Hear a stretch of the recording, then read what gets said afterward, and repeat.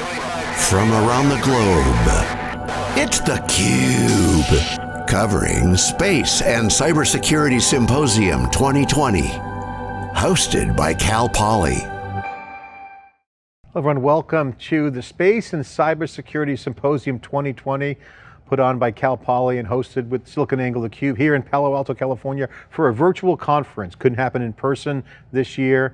I'm John Furrier, your host. The intersection of space and cybersecurity, obviously critical topics, great conversations. We've got a great guest here to talk about addressing the cybersecurity workforce gap. And we have a great guest, a feature speaker, Stuart Knox, the Under Secretary with California's Labor and Workforce Development Office. Stuart, thanks for joining us today.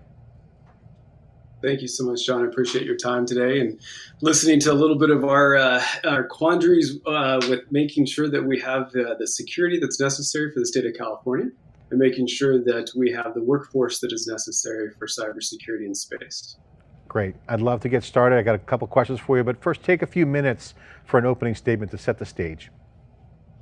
Sure. Realizing that in California, we lead the nation in much of cybersecurity, based on Department of Defense contractors within the state of California, leading the nation with over $160 billion within the industry just here in California alone, and having over 800,000 plus workers, full-time employment in the state of California is paramount for us to make sure that we face defense manufacturers' approximate 700,000 jobs that are necessary to be filled.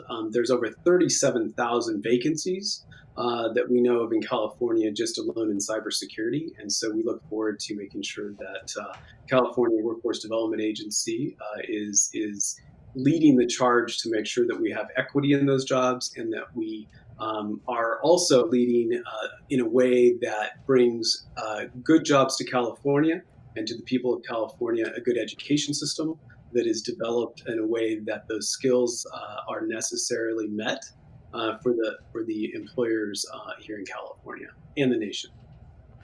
One of the exciting things about California is obviously look at Silicon Valley, Hewlett-Packard in the garage, storied history.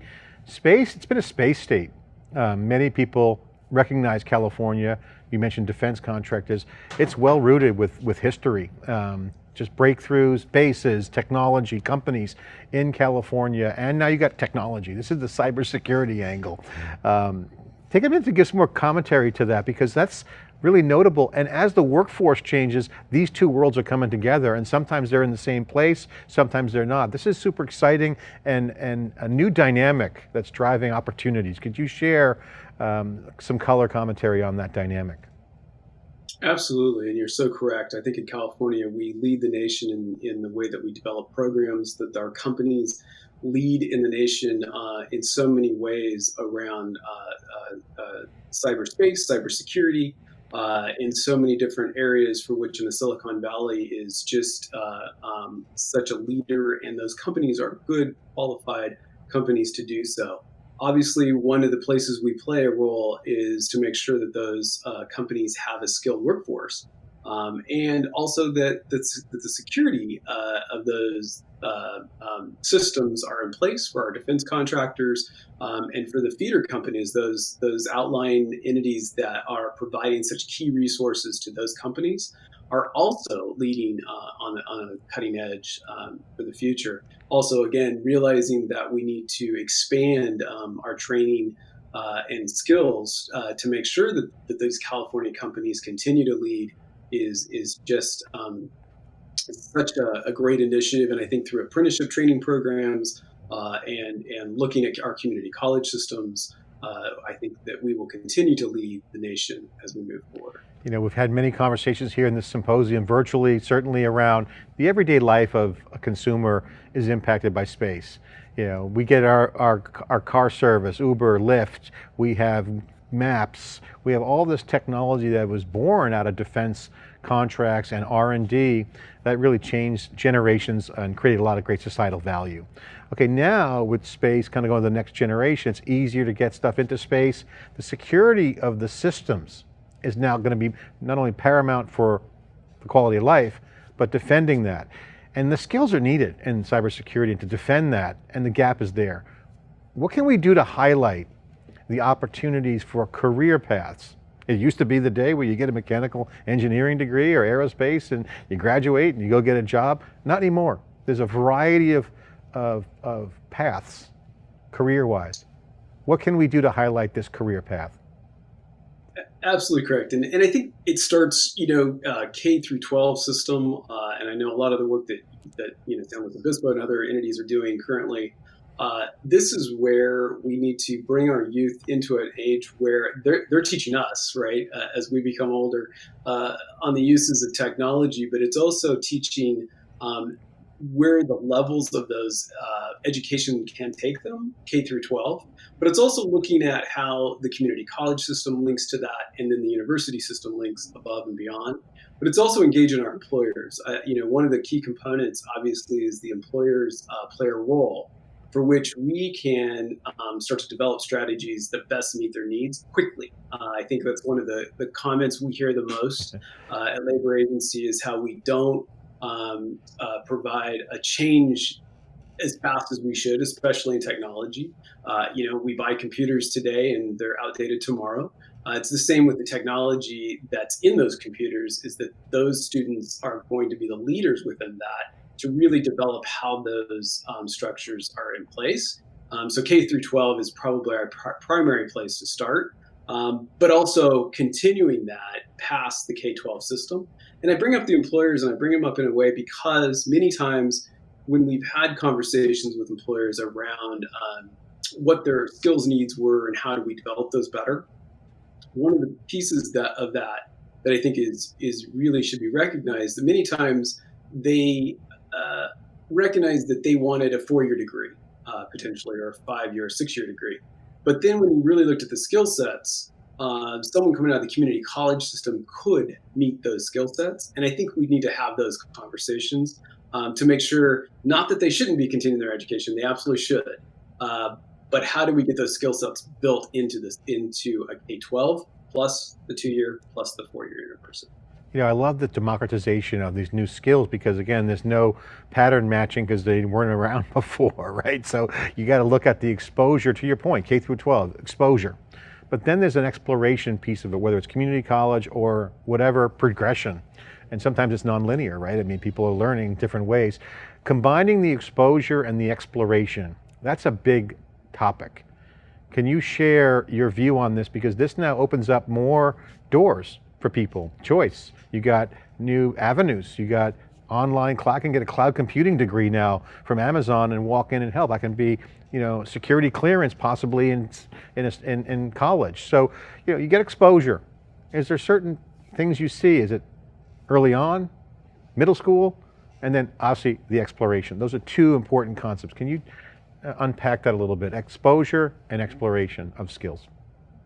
Absolutely. And I think this takes place, not only in the K-12 system, but it takes place in our community colleges and our 4-year universities, is that connection with those employers is such a key component that if there's a way we could build in internships, work experiences, what we call on-the-job training programs, apprenticeship training, pre-apprenticeship training programs into a design where those students at all levels are getting an exposure to the opportunities within the space and cybersecurity avenue, I think that right there alone will start to solve a problem of having 37,000+ openings at any one time in California. Also, I get that there's a burden on employers to do that, and I think that's a piece that we have to acknowledge, and I think that's where education can play a larger role. That's a place we at Labor Workforce Development Agency play a role with our apprenticeship training programs, our pre-apprenticeship training programs. I could go on all day of all of our training programs that we have within the state of California. Many of the list of your partners on this endeavor are partners with Employment Training Panel, which I used to be the director of the Brown administration of. That program alone does incumbent worker training.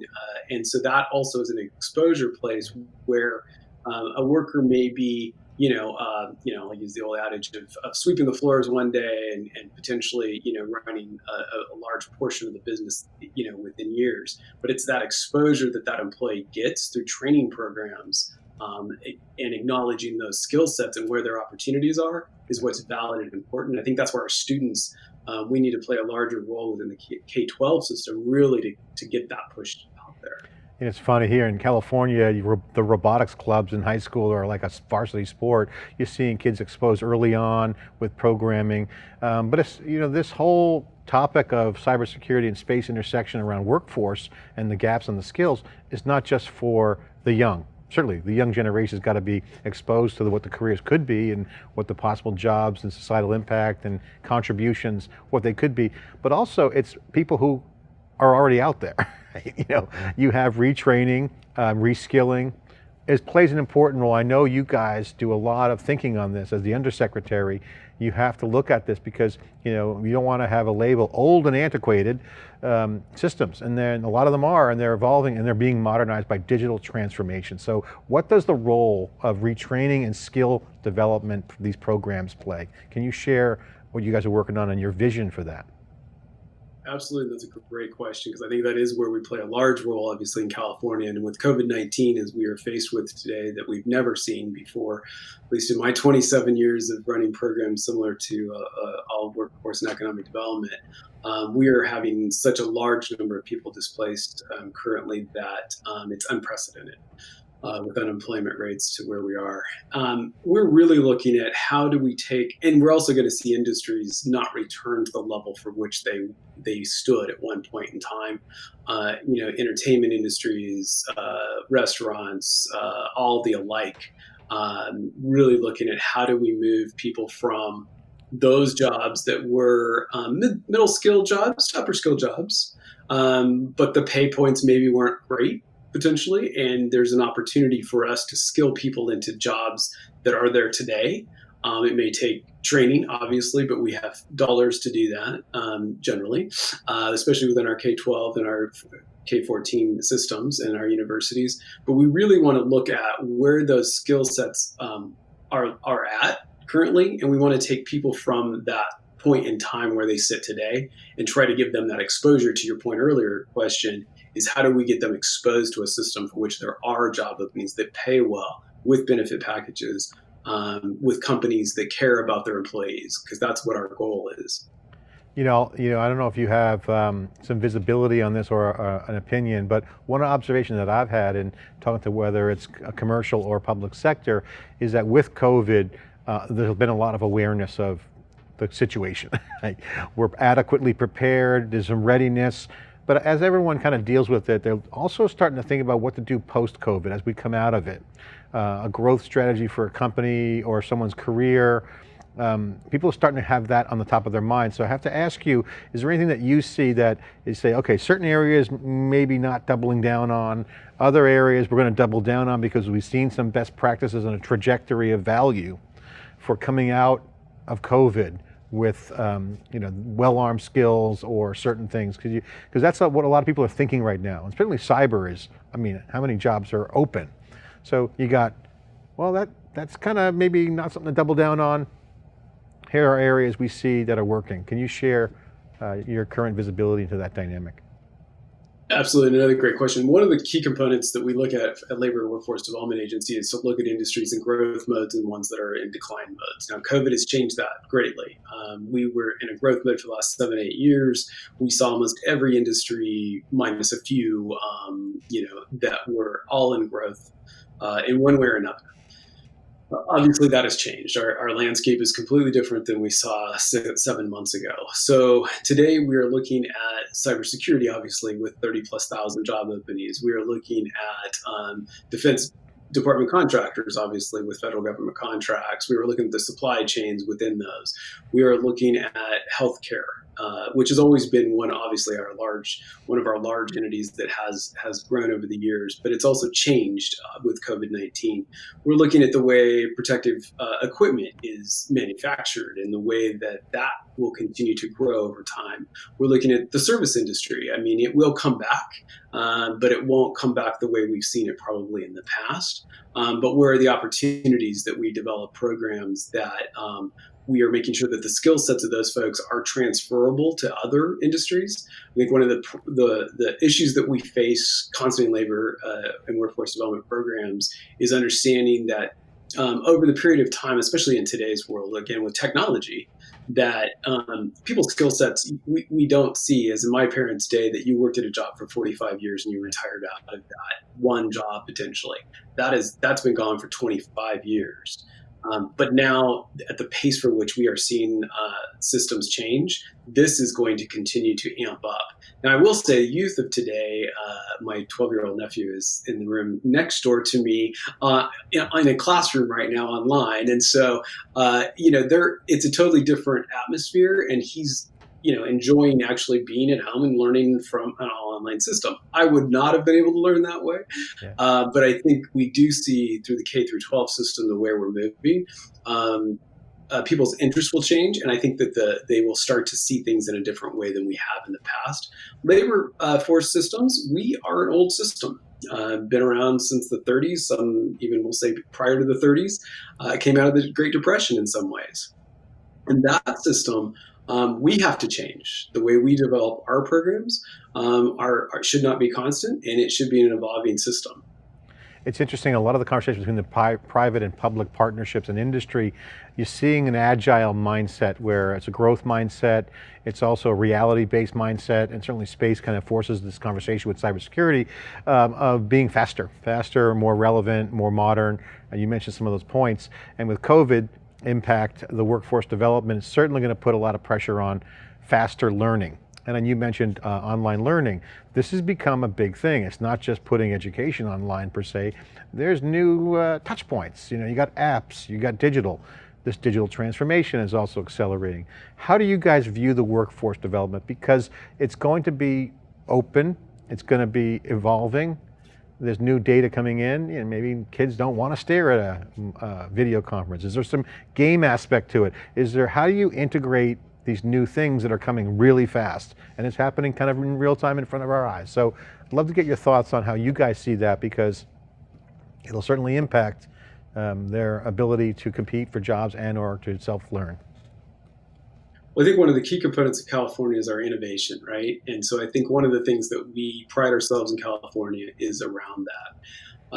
That said, that is the piece that I think the Silicon Valley, and there's many areas in California that have done the same, or strive to do the same, at least in their economy, is to build in innovation. And I think that's part of the K through 12 system with our state universities and our UCs, is to be able to bridge that.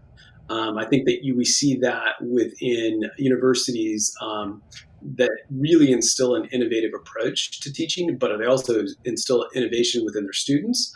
I'm not sure we're there yet with our K-12 system, and I think that's a place that either our community colleges could be a bridge to as well. So that's one component of workforce development, I think, that we look at as being a key piece. You brought up something that's really interesting to me, is when you talk about agile. And one of the things that even in state government, and I know this is going to be shocking to you, but we have not been an agile system as well. I think one of the things that the Governor Newsom's administration has brought is, and when I talk about agile systems, I actually mean agile systems.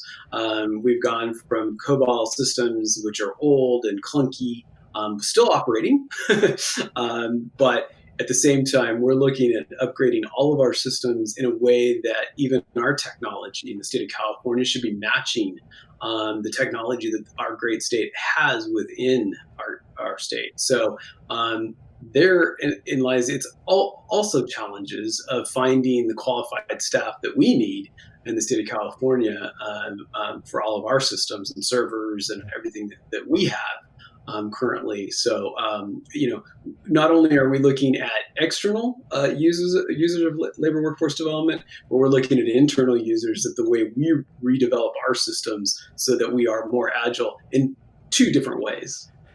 You just got me, I triggered with COBOL. I programmed in the 80s with COBOL. It was only a 1-credit lab in college, never touched it again, thank God. But this is the benefit of cloud computing. I think this is at the heart, and this is the undertone of the conference and symposium, is cloud computing.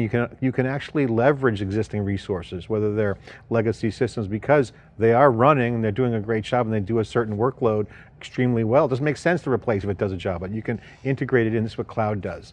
This is opening up, again, more and more capabilities and workloads. This is kind of what the space industry is pointing to when they say, we need people that can code and that could solve data problems, not just the computer scientists, but a large range of people, creative, data, science, everything. How does California's workforce solve the needs of America's space industry? This is because it's a space state. How do you see the labor workforce meeting those needs? Yeah, I think it's an investment. Obviously, it's an investment on our part. It's an investment with our college partners. It's an investment from our K-12 system to make sure that we are allocating dollars in a way that are meeting the demand of industry. And we do look at industry specific around their needs. Obviously, this is a large one. We want to be very receptive and work with our employers and our employee groups to make sure that we meet that demand. I think it's putting our money where our mouth is and designing and working with employer groups to make sure that the training meets their needs. It's also working with our employer groups to make sure that the employees are taken care of and that equity is built within those systems, that we keep people employed in California. And they're able to afford a home and they're able to afford a life here in California. But it's also, again, and I brought up the innovation component, I think it's building in innovation within systems for which they are employers, but are also our incoming employees and our incumbent workers. And you brought those up earlier, people that are already employed and people that are unemployed currently with a skill set that might match up is how do we bridge those folks into employment that they maybe have not thought about. We have a whole career network of systems throughout the state of California with America's Job Centers of California. And they will be working, and they already are working with a lot of dislocated workers. And one of the key components of that is to really look at how do we take what their current skill set might be and then expose them to a system for which we have 37,000+ job openings too. And how do we actually get those folks employed? It's paying for potentially through that local Workforce Innovation Opportunity Act funding through our America's Job Centers to pay for some on-the-job training. It's to be able to pay for work experiences. It's to be able to pay for internships for students to get that opportunity with our employers, and also partnering with our employers that they're paying obviously a percentage of that too. You know, one of the things I've observed over my career, 54 times around the sun, is, you know, in the old days when I was in college and school, you had career, people had the longer jobs, as you mentioned. It's not like that anymore. But also, I knew someone, I'm going to be in line to get that job, maybe nepotism or things of that nature. Now, the jobs have no historical thing, or someone worked longer in a job and has more seniority. A lot of these jobs, Stuart, don't have a requirements, like no one's done them before. So the ability for someone who is jumping in either from any college, there's no real, it's all level set. It's a complete upside down script here. It's not like, oh, I went to school, therefore I get the job. It can be anyone can walk into these careers because the jobs are so new. So it's not where you came from or what school you went to or your nationality or gender. The jobs have been democratized. They're not discriminating against people with skills. So this opens up more. How do you see that? Because this really is an opportunity for this next generation to be more diverse and to be more contributive, because diversity brings expertise and different perspectives. Your thoughts on that? Absolutely. And that is one of the things we welcome, obviously. We want to make sure that everybody is treated equally and that the employers view everyone as an employer of choice, but an employee of choice as well. We've also been looking at, as I mentioned before on the COVID situation, looking at ways that folks that are maybe stuck in jobs that don't have a huge career pathway, or they don't have a pathway out of poverty. I mean, we have a lot of working poor people in the state of California that may now, due to COVID, lost their employment. Let's turn back to the old adage, let's turn lemon into lemonade. How do we take those folks and get them employed into jobs that do have a good career pathway? And it's not about just who you knew or who you might have an in with to get that job. It is based on skills. I think, though, that said, we need to have a better way to actually match those jobs up with those employers. And I think those are the ongoing conversations with those employer groups to make sure that, one, that they see those skill sets as valid and important. They're helping design those career sets with us so that they do match up. and that we're quickly matching up those skill sets so that we're not training people for yesterday's skills. I think the employer angle is super important, but also the educators as well. One of the things that was asked in another question by the guest, they said, she said, the real question to ask is, how early do you start exposing the next generation? You mentioned K through 12. Do you have any data or insight into, or intuition or best practice of where that insertion point is, where that exposure point is? Is it middle school? Is it elementary? Obviously high school, once you're in high school, you got your training wheels are off, you're off to the races. But is there a best practice? What's your thoughts, Stuart, on exposure level to these kinds of new cyber and technical careers? Sure, absolutely. I would say kindergarten. San Bernardino has a program that they've been running for a little bit of time, and they're exposing students K through 12, but really starting at kindergarten. One is the exposure to what a job looks like. And they actually have, I've gone down to that local area, and I've had the opportunity to see, second graders in a healthcare facility, basically, that they have on campus built in, and they're going from one workstation as a second grader, looking at what those skills would be and what that job would entail, from a nurse to a doctor to a physician's assistant, in really looking at what that is. Obviously they're not getting the training that a doctor gets, but they are getting the exposure of what that would be. And I think that is amazing, and I think it's the right place to start.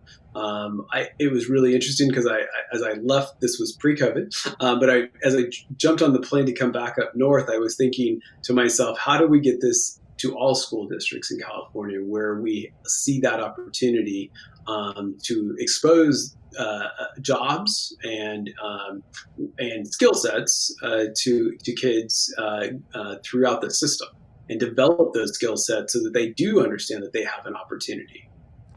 We are here at Cal Poly's Space and Cybersecurity Symposium. We have educators, we have students, we have industry and employers and government together. What's your advice to them all watching and listening about the future of work, this workforce? What can people do? What do you think you're enabling? What can maybe the private sector help with? And what are you trying to do? Can you share your thoughts on that? Because we have a range from the dorm room to the boardroom here at this event. Love to get your thoughts on the workforce development view of this. Yeah, absolutely. And I think that's the mix. I mean, I think it's going to take industry to lead in a lot of ways in terms of understanding what their needs are and what their needs are today and what they will be tomorrow. I think it takes education to listen and to understand, and labor and workforce development to also listen and understand what those needs will look like. And then how do we move systems? How do we move systems quickly? How do we move systems in a way that meets those needs? How do we put money into systems where the most need is, but also looking at trends. What is that trend going to look like in 2 years? What is that trend going to look like in 5 years?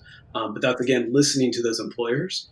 It's also listening to the community-based organizations. I think obviously some of our best students are also linked to CBOs in one way or another. It may be for services, it may be for faith-based, it may be anything. But I think we also need to bring in the CBOs as well. A lot of outreach goes through those systems in conjunction with. But I think that's the key component, is to make sure that our employers are heard, and that they sit at the table, like you said, to the boardroom of understanding. And I think bringing students into that so that they get a true understanding of what that looks like as well is a key piece of this. Stuart, one of the things I want to bring up with you is maybe a little bit more about the research side of it, but John Markoff, who was a former New York Times reporter, but author of the book, What the Dormouse Said. It was a book about the counterculture of the 60s and the computer revolution. And really it was about how government defense spending drove the computer revolution that we now saw with Apple and PC, and then the rest is history. In California has really participated. Stanford, the Berkeley and the University of California school system, and all the education community colleges around it.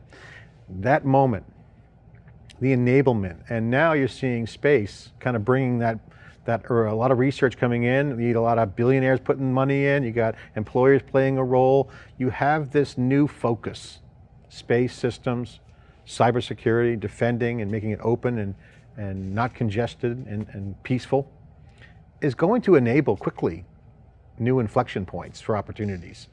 I want to get your thoughts on that, because Californians participated and drove these revolutions that created massive value. This next wave seems to be coming upon us. Yeah, absolutely. And again, not to use COVID again as too much of a starting point to this, but I think that is also an opportunity to actually, because I think one of the things that we were seeing 7 months ago was a skill shortage, and we still see the skill shortage, obviously. But I think a key piece to that is we saw a people shortage. Not only was it skill shortage, but we didn't have enough people really to fill positions in addition to. And I think that people also felt they were already paying the bills and they were making ends meet, and they didn't have the opportunities to get additional skills. This again is where we're looking at, that our world has changed. It changed in the 60s based on what you're just expressing in terms of California leading the way. Let's let California lead the way again in developing a system for which labor workforce development with our universities, our amazing universities and community college system and structure of how do we get students back into school. A lot of graduates may already have a degree, but how do they now take a skill set that they already have and develop that further with the idea that those jobs have changed. We also have a lot of folks that don't have a degree, and that's okay. But how do we make that connection to a system that may have failed a lot of our people over the years, and our students who didn't make it through the school system? How do we develop an adult training school? How do we develop contract education through our community college system with our employer sets? That we develop cohorts within those systems of workers that have amazing talents and abilities to start to fill these needs. And I think that's the key components that here at Agency, Labor Workforce Development Agency, we work with our community colleges, our UCs, and our state universities to develop and figure that piece out. And I think it is our opportunity for the future. That's such a great point. I want to call that out, this whole opportunity to retrain people that are out there, because these are new jobs. I think that's a huge opportunity, and I hope you keep building and investing in those programs. That's really worth calling out. Thank you for doing that. And yeah, it's a great opportunity. These jobs, they pay well too. Cybersecurity is a good job, and you don't really need to have that classical degree. You can learn pretty quickly if you're smart. So again, great call out there. Question for you on geography. You mentioned COVID. We're talking about COVID, virtualization. We're virtual with this conference. We couldn't be in person. People are learning virtually, but people are starting to relocate virtually. And so one observation that I have is the space state that California is, there's space clusters of areas where space people hang out, or space bases and whatnot. Then you got like the tech community, the cybersecurity market, Silicon Valley, the talent is in these hubs. And sometimes cyber's not always in the same hubs as space. Maybe Silicon Valley has some space here and some cyber, but that's not generally the case. This is an opportunity potentially to intersect. What's your thoughts on this? Because this is something that we're seeing where space has historical geographies. Now with borderless communication, the work mode is not so much you have to move to the space area. You know what I'm saying? So what's your thoughts on this? How do you guys look at this? Is it on your radar, and how you're viewing this dynamic? It's absolutely on our radar. Like you said, here we are talking virtually, and 75% of all of our staff currently in some of our departments, it's 80% of our staff are now virtual. 7 months ago, we were not. Government, again, being slow move, we quickly transitioned, obviously, to being able to have a telework capacity. We know employers moved probably even more quickly than we did. But we see that as an opportunity for our rural areas, our Central Valley, our North State, Inland Empire, that you're absolutely correct. I mean, if you didn't move to a city or to a location for which these jobs were really housed, you didn't have an opportunity like you do today. I think that's a piece that we really need to work with our education partners on, to be able to see how much this has changed, Labor agency absolutely recognizes this. We are investing funding in the Central Valley. We're investing funding in the North State and Inland Empire to really look at youth populations of how the new capacity that we have today is going to be utilized for the future for employers. But we also have to engage our universities around this as well, but mostly our employers. I know that they're already very well aware. I know that a lot of our large employers within Silicon Valley have already done it. They're doing almost 100% telework policies. But the affordability to live in rural areas in California also enables us to have a way to make products more affordable as well, potentially in the future. But we want to keep California businesses healthy and whole in California, of course. And that's another way we can expand and keep California home to our 40 plus million people. Well, Stuart, great work, and congratulations for doing such a great job. Keep it up. I got to ask you about the governor. I've been following his career since he's been in office as a political figure. He's progressive, he's cutting edge. He likes to rock the boat a little bit here and there, but he's also pragmatic. You're starting to see government workers starting to get more of a tech vibe.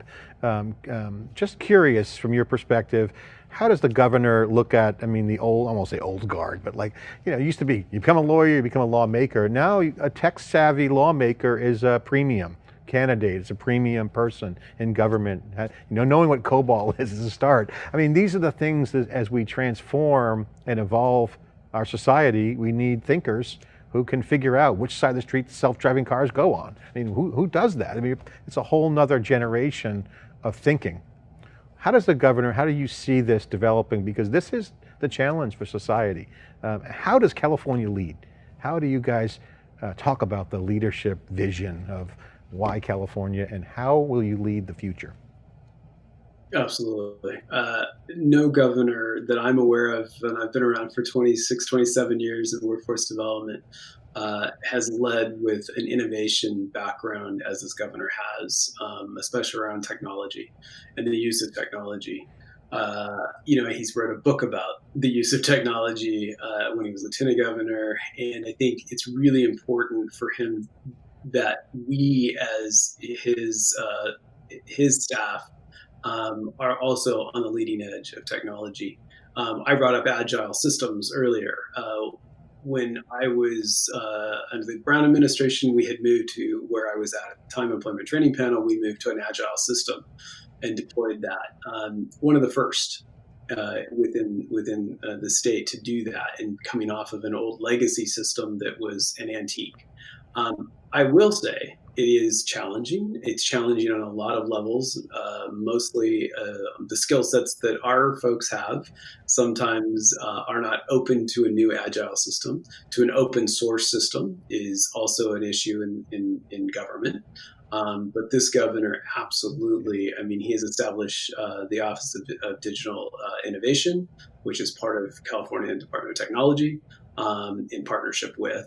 And that just shows how much he wants to push our limits to make sure that we are meeting the needs of Californians.